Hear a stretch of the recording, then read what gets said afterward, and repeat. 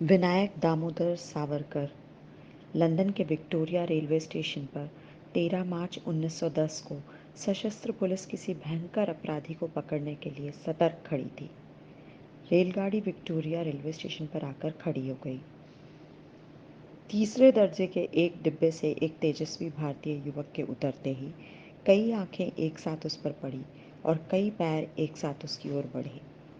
कई हाथों ने एक साथ लपक कर उसे दबोच लिया और तत्काल उसे हथकड़ियां पहना दी गईं।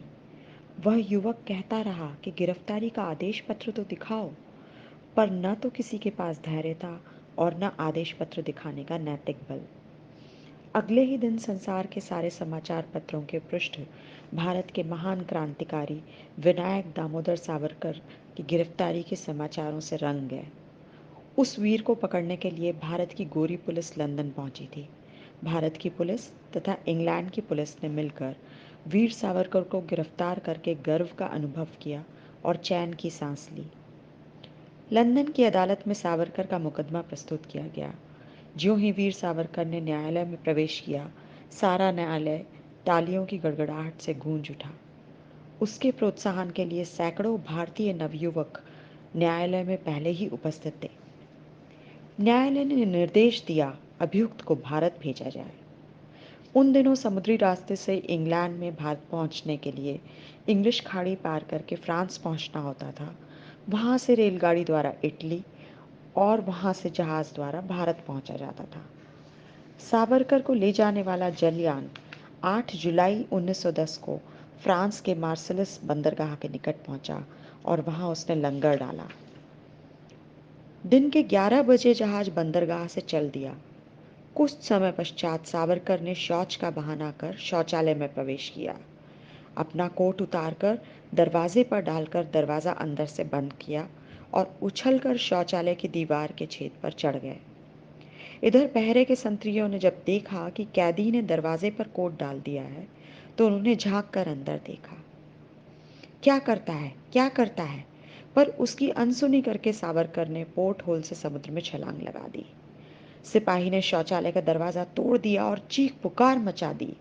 कई सिपाही तथा कर्मचारी डेक पर दौड़े और उन्होंने वहीं से क्रांतिवीर सावरकर पर गोलियां दागना शुरू कर दिया। सिपाहियों ने जहाज के कप्तान को सूचना दी। समुद्र में अधर पुल डाल दिया गया और सिपाही उस पर दौड़ दौड़ कर गोलियां चलाने लगे। पर इतने में सावरकर काफी फासला तय कर फ्रांस के किनारे जा लगे। जहाज ने उनका पीछा किया। चोर चोर कहते हुए अंग्रेज सिपाही सावरकर के पीछे भागते जा रहे थे। सावरकर ने एक फ्रांसीसी सिपाही के हाथों आत्मसमर्पण किया और टूटी फूटी फ्रांसीसी भाषा में उसे समझाया कि वे भारतीय क्रांतिकारी हैं और अंग्रेज सिपाही उन्हें पकड़ना चाहते हैं, पर फ्रांस की भूमि से किसी को पकड़ने का उन्हें कोई अधिकार नहीं है। लेकिन अंग्रेज सिपाही भी वहां पहुंच गए। अंग्रेज सिपाहियों ने फ्रांसीसी सिपाही की जेब गरम कर दी। यूरोप का यह भ्रष्टाचार एक भारतीय क्रांतिकारी को ले डूबा। फ्रांसीसी सिपाही ने वीर सावरकर को अंग्रेजों के हवाले कर दिया। अंग्रेज सिपाही उस वीर को बंदी बनाकर फिर जहाज पे ले गए। हथकड़ियों युक्त हाथों से उस वीर ने भारत माँ की झलक पाते ही मातृभूमि को प्रणाम किया। बंबई में संगीनों के पहरे में ले जाकर उस वीर को नासिक की जेल में डाल दिया गया। सावरकर के सहायकों ने अवैध रूप से उन्हें फ्रांस की भूमि से पकड़ने के विरोध में हेग की अंतर्राष्ट्रीय अदालत तक मुकदमा पहुंचाया, पर उस समय वहां से भी न्याय न मिला और निर्णय अंग्रेजी शासन के पक्ष में रहा। भारत में वीर सावरकर पे 3 मुकदमे एक साथ चले। 2 संगीन और उस पर अंग्रेज अधिकारियों की हत्या के आरोप थे। एक मुकदमे द्वारा यह सिद्ध किया गया कि इंग्लैंड में मदनलाल ढींगरा द्वारा करजन वायली की हत्या में भी सावरकर का हाथ था। उन्हें आजन्म कारावास का दंड सुना दिया गया।